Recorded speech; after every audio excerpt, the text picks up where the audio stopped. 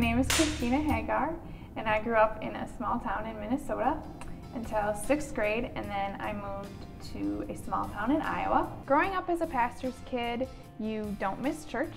You go to church every Sunday. We were very involved in the youth group and in Sunday school. In junior year of high school, I met a guy named Tyler, and I started what turned out to be a 2-year relationship with him. This was my first serious relationship that I had had, and I was very excited about it. Tyler and I were both Christians, but we never incorporated God into our relationship. Our spiritual lives and our relationship were separate. And because of this, a short time after we dated, I began to lose sight of my focus of God in my life. I would even go as far as to say that I replaced God with Tyler.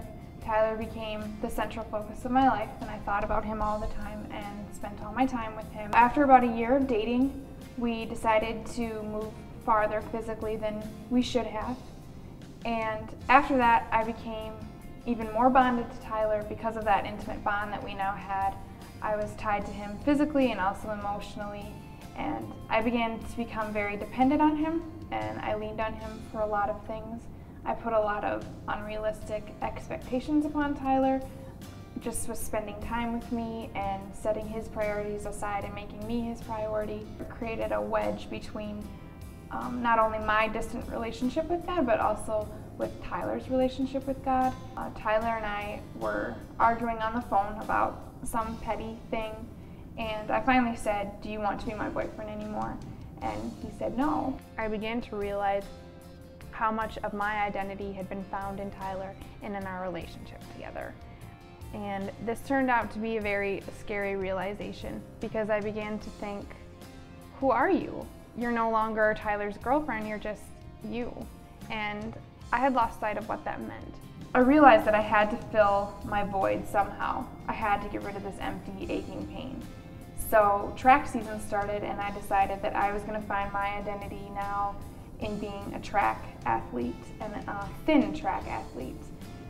I thought to myself, if you lose an extreme amount of weight and you're an outstanding athlete, then you're going to get Tyler's attention. So I put all my energy into running and into losing weight. And I would run 3 to 4 times a day, and I would eat very minimally. Finally, one night in July, I was running around the track late at night, and my friend Megan pulled up in her car. I came around the track and I just said, "I have 2 laps to go, I'm almost done." And she said, "Please stop, please stop." All of a sudden it was like I was slapped in the face.